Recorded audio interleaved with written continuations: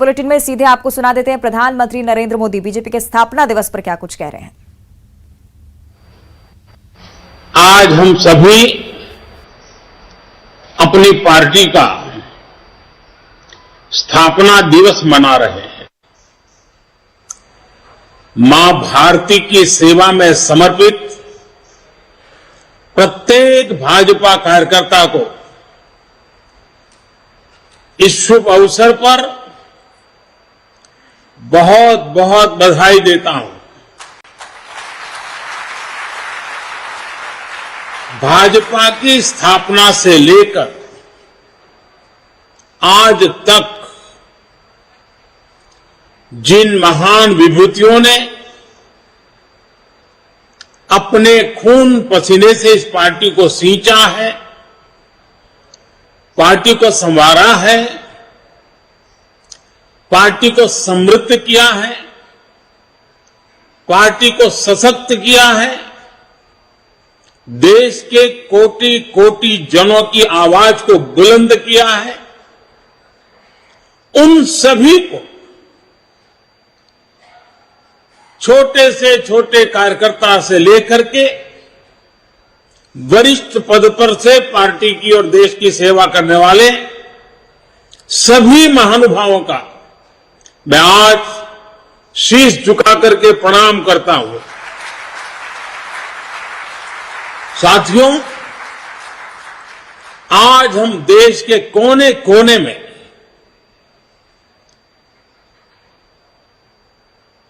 भगवान हनुमान जी की जन्म जयंती मना रहे हैं। बजरंग बली के नाम का घोष चारों तरफ गूंज रहा है। हनुमान जी का जीवन, उनके जीवन के प्रमुख प्रसंग आज भी हमें भारत की विकास यात्रा में प्रेरणा देते हैं, पुरुषार्थ के लिए प्रेरित करते हैं और हमारी सफलताओं में कहीं कहीं उन महान शक्ति के आशीर्वाद प्रतिबिंबित होते हैं। हनुमान जी के पास असीम शक्ति है, लेकिन इस शक्ति का इस्तेमाल वो तभी कर पाते हैं जब स्वयं पर से उनका संदेश समाप्त होता है। 2014 से पहले भारत की भी तो यही स्थिति थी। अथाह सामर्थ्य से भरपूर, लेकिन से घिरा हुआ देश का नागरिक। आज भारत उस बजरंग बली की तरह से, उस बजरंग बली की महाशक्ति की तरह अपने अंदर सुप्त शक्तियों का आभास कर चुका है। आज भारत समंदर जैसी विशाल चुनौतियों को पार करने, उनका मुकाबला करने में पहले से कहीं ज्यादा सक्षम है। हनुमान जी के ऐसे ही कई गुणों से हम सभी भाजपा कार्यकर्ता, हमारी पार्टी निरंतर प्रेरणा पाते हैं। हनुमान जी सब कुछ कर सकते हैं, सबके लिए करते हैं, लेकिन अपने लिए कुछ नहीं करते। इदम रामाय इदम न मम, यही तो भाजपा की प्रेरणा है। इदम राष्ट्राय इदम न मम। भाजपा हनुमान जी की एक और बात से भी बहुत बड़ी प्रेरणा मिलती रहती है हमें। जब हनुमान जी को राक्षसों का सामना करना पड़ा तो वो उतने ही कठोर भी हो गए थे। इसी तरह जब भ्रष्टाचार की बात आती है, परिवारवाद की बात आती है, कानून व्यवस्था की बात आती है, तो भाजपा उतनी ही संकल्पबद्ध हो जाती है मां भारती को इन बुराइयों से मुक्ति दिलाने के लिए। कठोर होना पड़े तो कठोर भी होती है। और हमारे लिए एक तो बहुत बड़ी प्रेरणा क्या है, आज की मॉडर्न परिभाषा में जिन बातों को बार बार जिक्र किया जाता है, और वो है कैन डू एटीट्यूड। अगर हनुमान जी का पूरा जीवन देखें, डगर डगर पर पल पल हनुमान जी के भीतर की can do attitude, can do संकल्प शक्ति उनको हर प्रकार की सफलता लाने में बहुत बड़ी भूमिका अदा करती है। कहा भी गया है, कवन सो काज कठिन जग माही, कवन सो काज कठिन जग माही, जो नहीं होई तात तुम्ही पाही, तुम्हें पाई। यानी ऐसा कोई भी काम नहीं है जो पवन पुत्र हनुमान कर नहीं सकते। इसलिए जब लक्ष्मण जी पर संकट आया तो हनुमान जी संजीवनी बूटी के लिए पूरा पर्वत ही उठा करके ले आए। भाजपा भी इसी प्रेरणा से परिणाम लाने में, लोगों की समस्याओं का समाधान करने का प्रयास करती रही है, करते रहना है, करते रहेंगे। इसलिए साथियों, आज के पवित्र अवसर पर को स्मरण करना है, राम काज किने बिनु, राम काज किने बिनु मोहि कहां विश्राम। भाइयों और बहनों, भाजपा वो पार्टी है जिसके लिए राष्ट्र सदैव सर्वोपरि रहा है। एक भारत श्रेष्ठ भारत जिसकी आस्था का मूल मंत्र रहा है। जब जनसंघ का जन्म हुआ था तो हमारे पास न ज्यादा सियासी अनुभव था, न साधन थे, न संसाधन थे,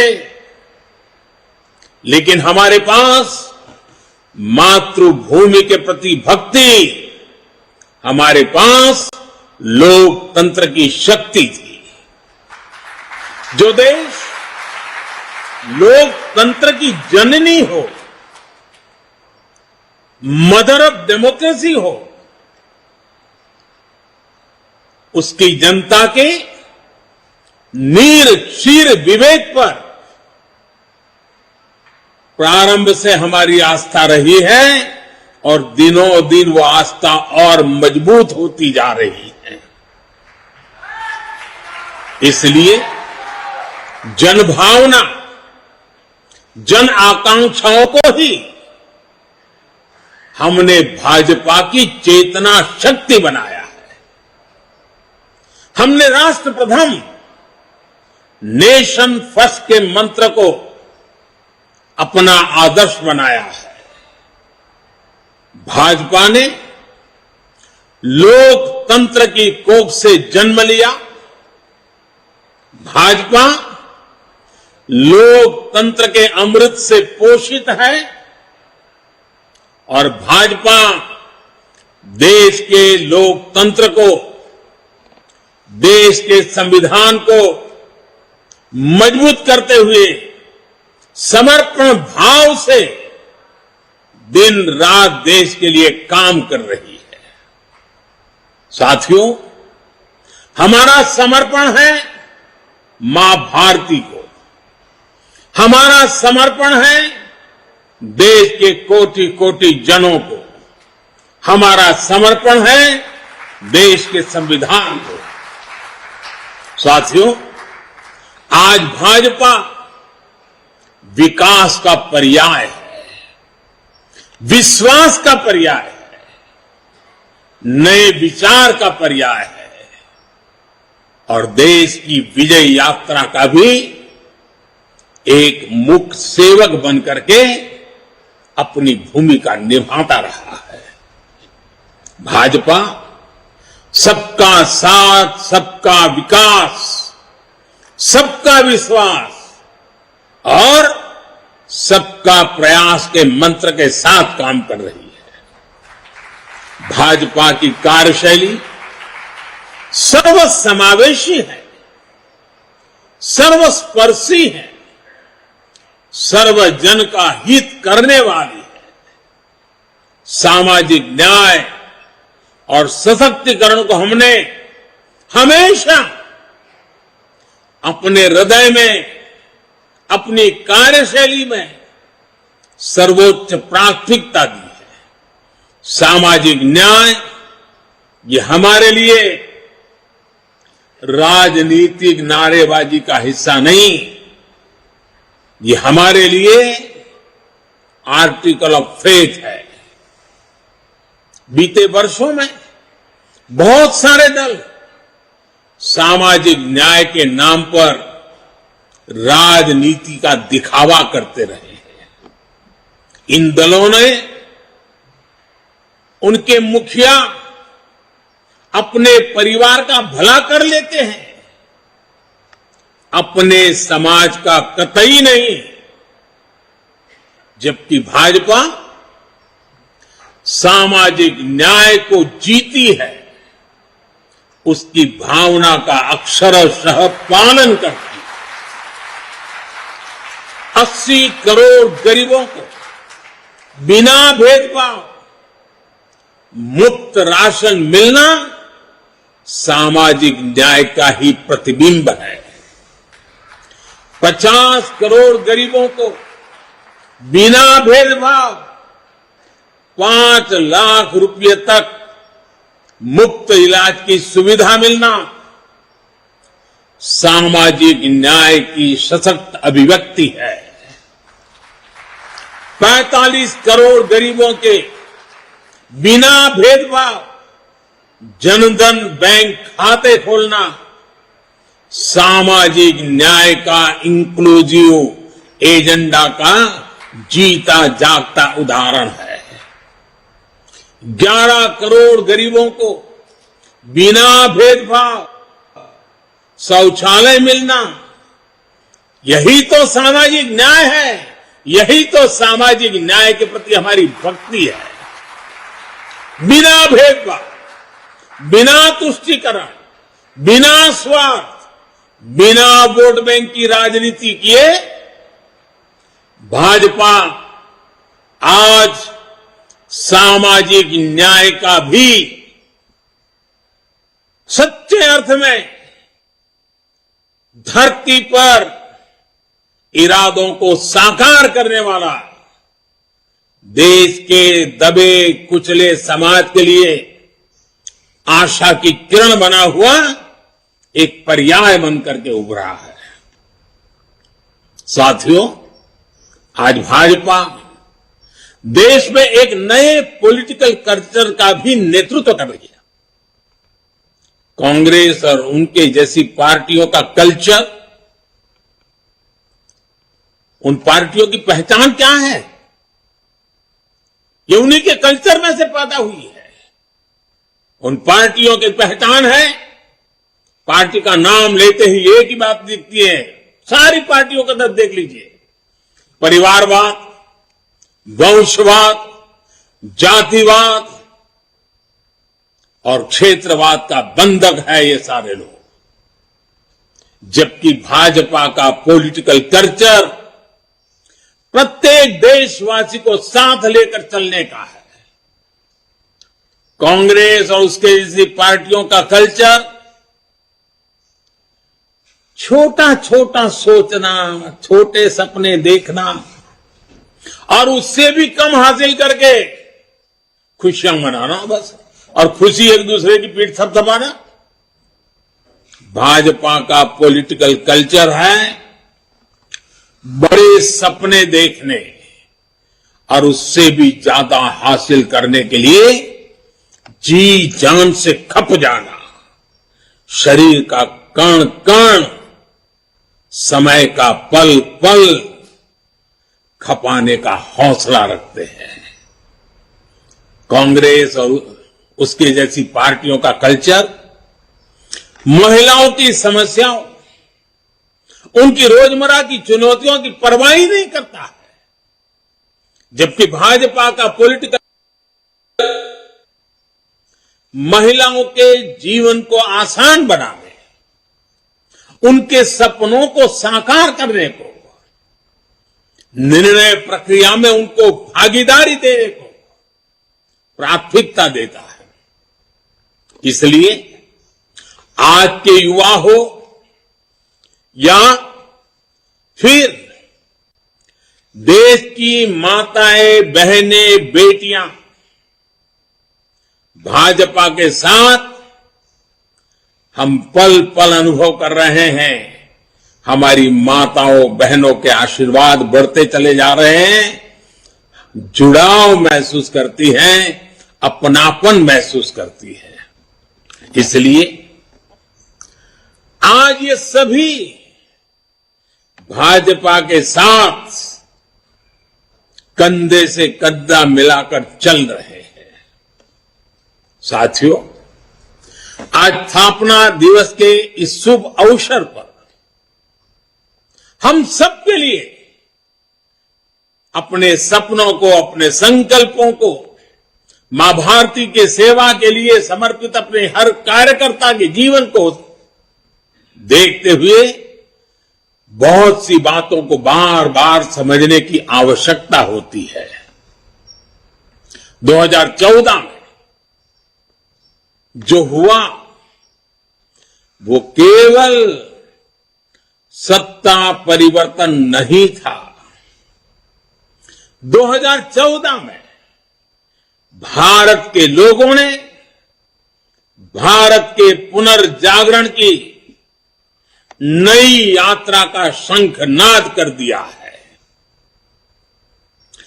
800 साल से ज्यादा की गुलामी से बाहर निकलकर एक राष्ट्र अब अपना खोया हुआ गौरव पाने के लिए फिर से उठ खड़ा हुआ है। और इस प्रक्रिया में दशकों से चली आ रही बुराइयां, चुनौतियां धीरे धीरे कमजोर पड़ती जा रही है।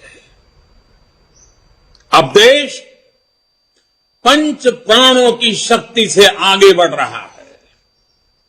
साथियों, सन 47 में अंग्रेज भले चले गए, लेकिन जनता को गुलाम रखने की मानसिकता यहीं पर कुछ लोगों के जहन में बो करके चले गए, यही छोड़ गए थे।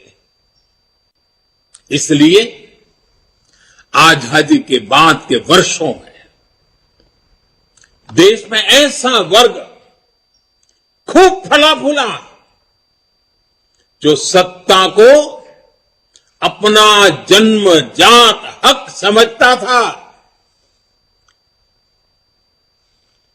इन लोगों की बादशाही मानसिकता ने देश की जनता को हमेशा अपना गुलाम माना। 2014 में इस दबे कुचले शोषित वंचित वर्ग ने अपनी आवाज बुलंद की। बादशाही मानसिकता के लोग इस वर्ग की आवाज सुनने की तो बात छोड़ दीजिए, पल पल कुचलते रहते थे। इसलिए हमारी सरकार के पहले कार्यकाल में ही बादशाही मानसिकता वाले इन लोगों ने इन शोषितों, वंचितों, दलितों, पिछड़ों कोई मौका नहीं छोड़ा उनकी मजाक उड़ाने में। हर पल उनकी मजाक उड़ाते रहे। हमारी योजनाओं को, हमारे कार्यक्रमों को निम्न स्तर का बताने की होड़ बढ़ाई गई। जब मैंने लाल किले से स्वच्छ भारत अभियान की चर्चा की, गांवों को, गरीब को, मेरी माताओं बहनों को इज्जत कर देना, शौचालय की सुविधा देने की बात जब मैंने की, तो यही लोग क्या क्या नहीं कहते थे। जब मैंने डिजिटल इंडिया की बात की तो इन्होंने अपनी ताकत, पूरी ताकत उसे खारिज करने में, देश के लोगों में भ्रम पैदा करने में, निराशा पैदा करने में पूरी शक्ति झोंक दी। ये तर्क दिए जाने वाले और ये कहने लगे देश में बड़ी आबादी अनपढ़ है, अनजान है, वो कैसे डिजिटल इंडिया का लाभ ले पाएगी। साथियों, जब हमारा मजाक उड़ाकर ये सफल नहीं हुए तो बादशाही मानसिकता वाले इन लोगों की नफरत और ज्यादा बढ़ गई।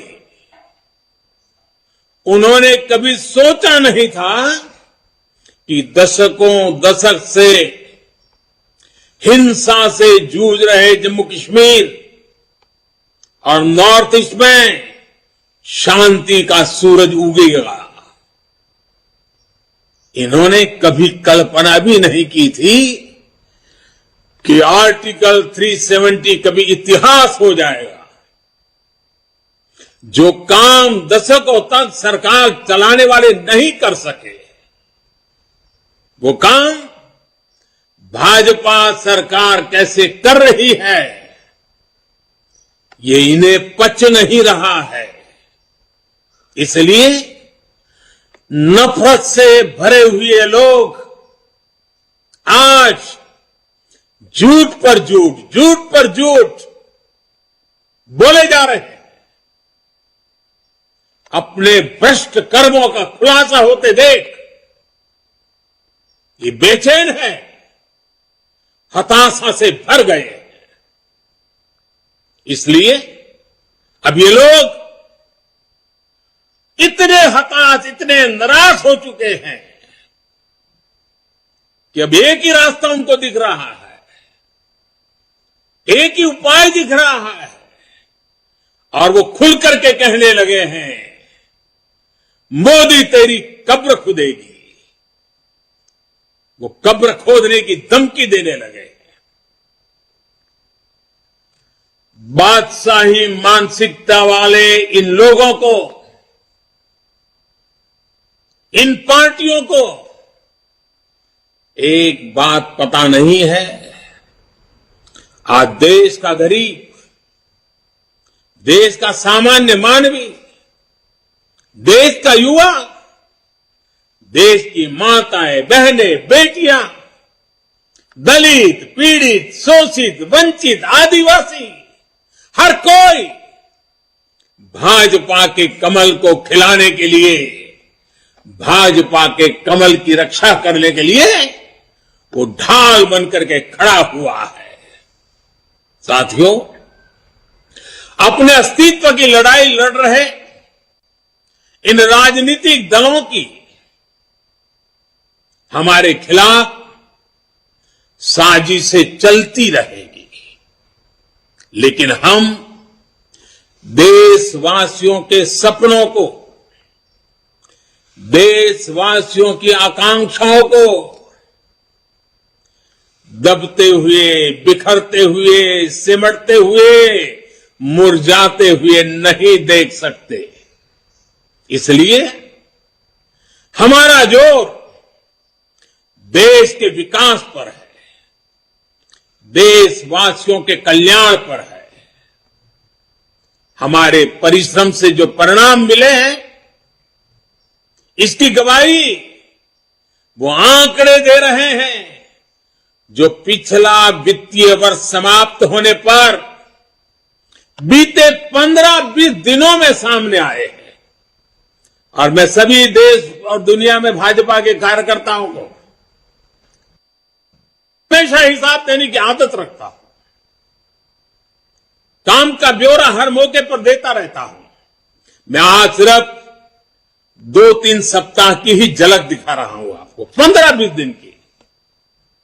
इतने छोटे से काल में हर भारतीय को गर्व हो। जीएसटी लागू होने के बाद से किसी एक वित्तीय वर्ष में 18 लाख करोड़ रुपए कलेक्शन का रिकॉर्ड बनाना अभूतपूर्व। इस दौरान देश के टैक्स पेयर ने भी 16 लाख करोड़ रुपए से अधिक टैक्स देकर नया रिकॉर्ड बनाया। मार्च महीने में ही यूपीआई से 14 लाख करोड़ रुपए के ट्रांजैक्शन का नया रिकॉर्ड बना। देश के इतिहास में पहली बार हमारा एक्सपोर्ट 750 अरब डॉलर के पार पहुंचा। देश में कोयला उत्पादन में पुराने सारे रिकॉर्ड तोड़ दिए। देश में स्टील उत्पादन में भी पुराने सारे रिकॉर्ड टूट गए।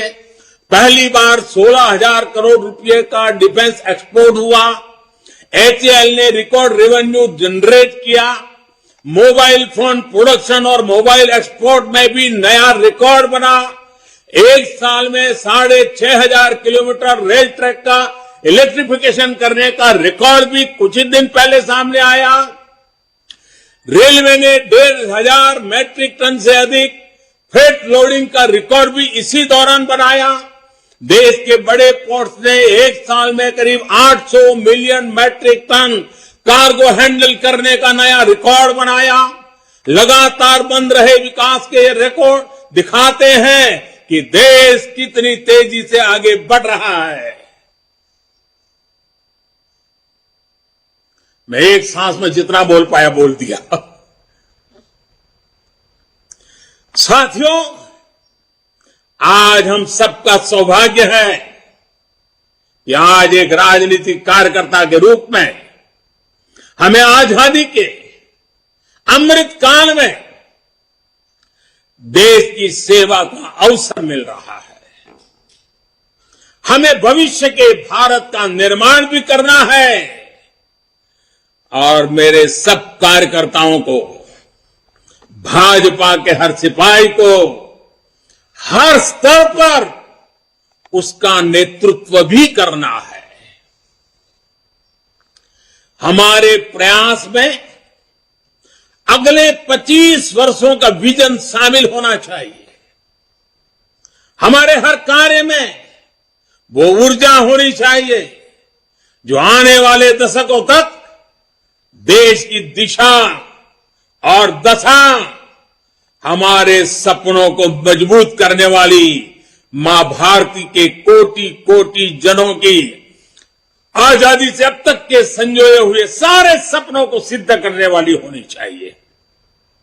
साथियों, आज के इस समय में दुनिया तेजी से बदल रही है।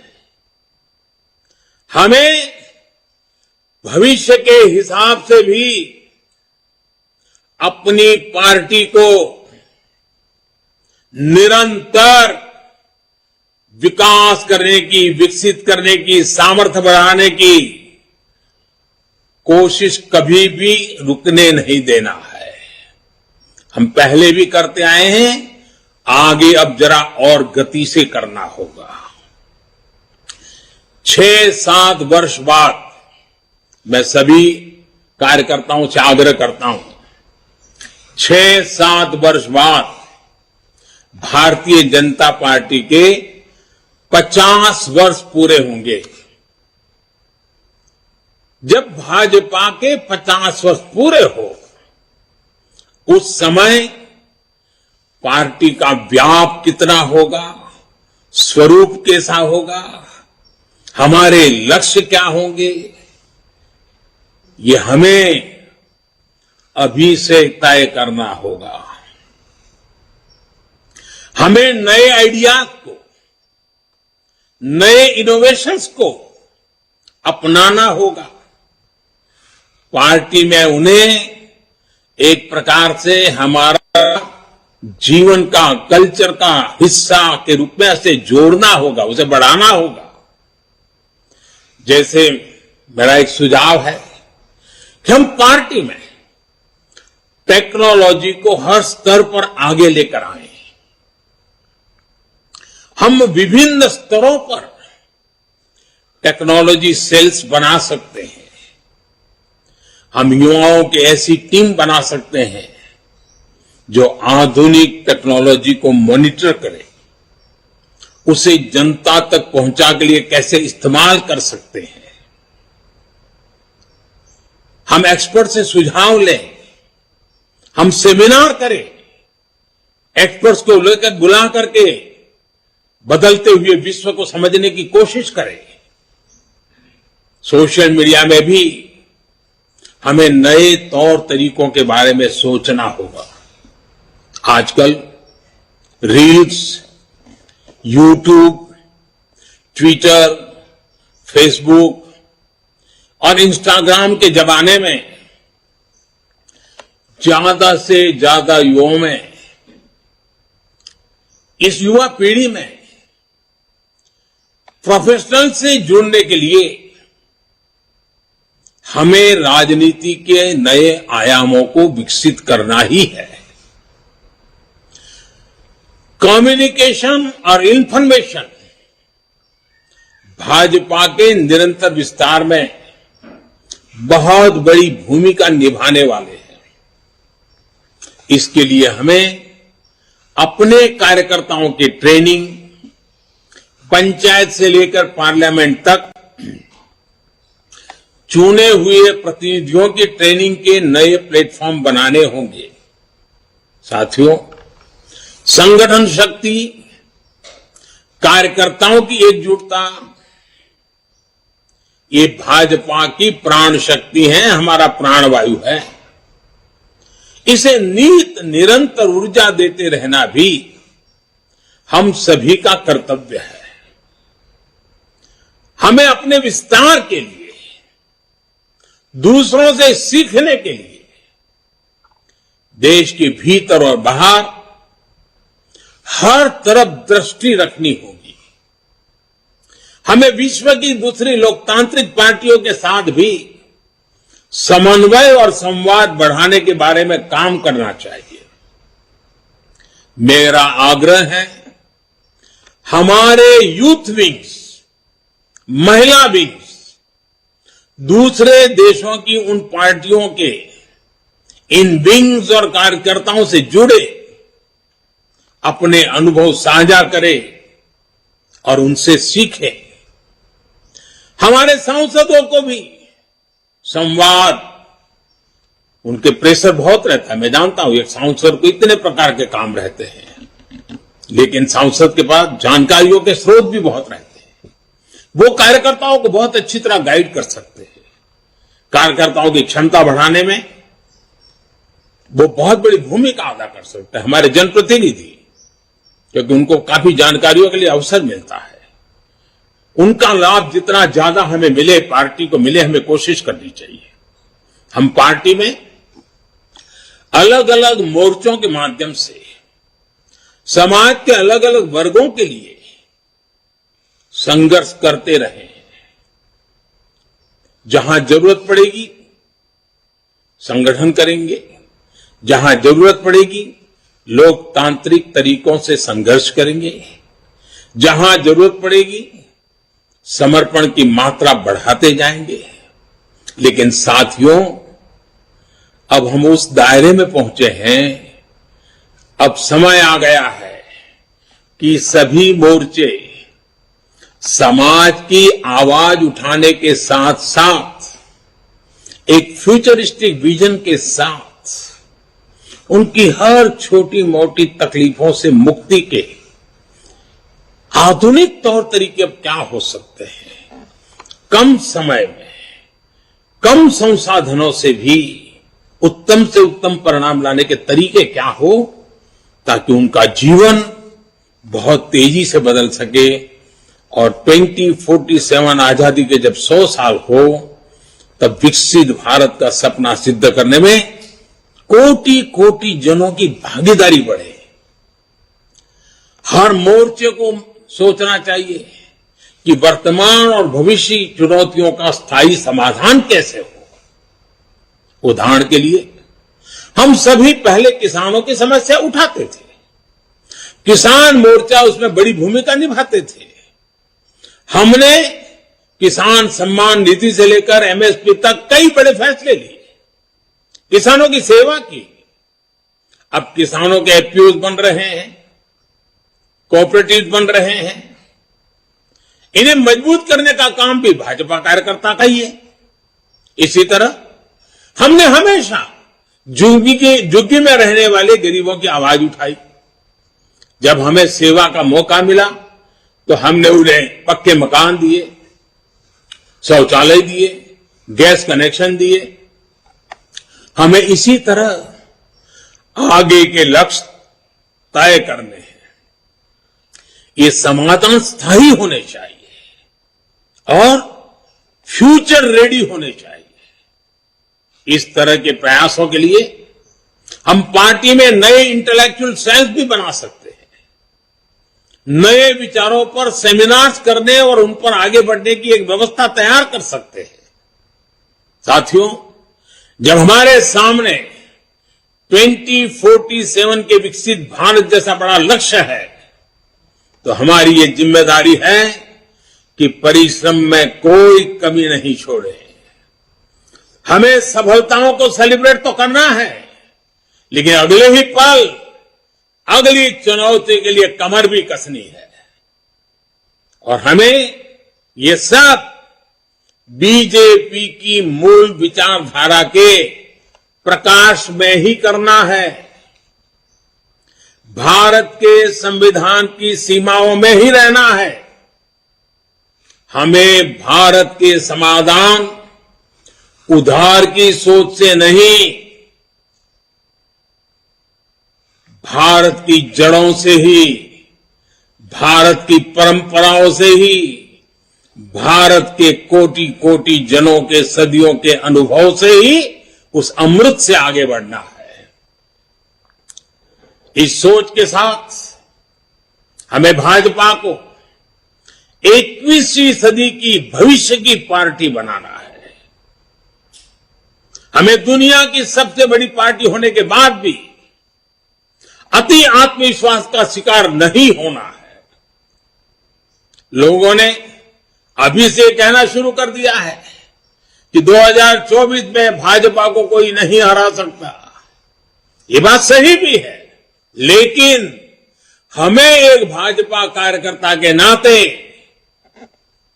इस देश के हर नागरिक का दिल जीतना है। हमें चुनाव जीतने तक सीमित नहीं रहना है, कोटि कोटि जनों के दिलों को जीतना, ये हमारा मकसद है। हमें हर चुनाव उसी परिश्रम से लड़ना है जैसे हम 80 के दशक से भी अभी तक लड़ते आए हैं। मुझे विश्वास है कार्यकर्ताओं की ताकत और राष्ट्र प्रथम का संकल्प हमें इसी तरह ऊर्जा देता रहेगा। आज के इस शुभ अवसर पर 2 पड़ाव 50 साल जब बीजेपी में होंगे और 100 साल देश की आजादी के होंगे।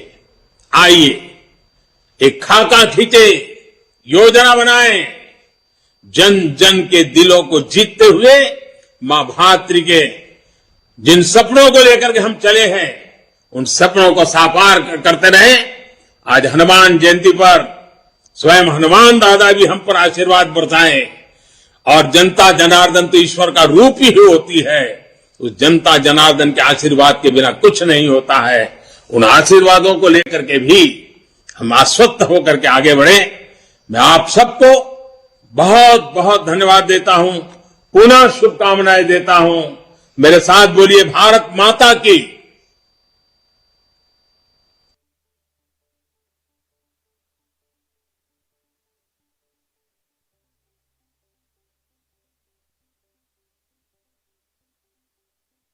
आपको हम दिखाते चल रहे थे, जहां सीएम शिवराज सिंह चौहान, वीडी शर्मा और बीजेपी के तमाम कार्यकर्ता भोपाल में बैठकर इस संबोधन को सीधे सुन रहे थे। सीधे जीत का मंत्र 2024 के लिए 2047 तक के लिए निर्धारित कर दिया है। आज प्रधानमंत्री नरेंद्र मोदी ने तमाम बड़ी बातें कार्यकर्ताओं के लिए जिन्होंने कही। जमीनी स्तर पर पार्टी को जुड़ाव की बहुत ज्यादा जरूरत है, लोगों का दिल जीतने की जरूरत है और इसके लिए हर पार्टी कार्यकर्ता पूरी मशक्कत के साथ, पूरी मेहनत के साथ अगर काम करता है तो ये बीजेपी की जीत ही मानी जाएगी। ये साफ तौर पर निर्देशित कर रहे थे प्रधानमंत्री नरेंद्र मोदी के जमीनी स्तर पर भी आप अपनी पहचान बनाएं और कोशिश करें कि जनता की जितनी ज्यादा मदद कर सकें उतना करें। साथ ही साथ सीएम शिवराज सिंह चौहान, वीडी शर्मा, जिन्होंने पार्टी का झंडा भी आज फहराया, ध्वजारोहण कार्यक्रम का आयोजन किया गया था, उसकी भी तस्वीरें हम आपको दिखा रहे हैं। बीजेपी का 44वां स्थापना दिवस और 33 साल की हो चुकी है पार्टी। आगे क्या कुछ उद्देश्य रहेंगे इस बारे में भी कार्यकर्ताओं को वो जानकारी दे रहे थे, बधाई भी दी है। साथ ही साथ हनुमान जयंती का भी वो लगातार जिक्र कर रहे थे, देश की सेवा करने वालों को नमन भी किया और लगातार हर पहलू पर बात की। चुनावी मुद्दे से लेकर जमीनी स्तर पर किस तरह से पार्टी को सशक्त बनाना है, इसे लेकर भी चर्चा कर रहे थे और कार्यकर्ताओं को आगे के जीवन को लेकर, आगे की योजना को लेकर भी उन्होंने संबोधित किया। तो स्थापना दिवस पर प्रधानमंत्री नरेंद्र मोदी आज बीजेपी के कार्यकर्ताओं को संबोधित करते हुए नजर आए हैं। तमाम बड़ी बातें उनकी तरफ से आगामी चुनाव को लेकर भी कहीं ना कहीं जीत का मंत्र दिया है प्रधानमंत्री ने और देश के भविष्य में अपना योगदान देने का संदेश मुख्य तौर पर प्रधानमंत्री की तरफ से था। स्थापना दिवस की बधाई दी है, साथ ही साथ शुभकामनाएं हनुमान जयंती को लेकर भी दी।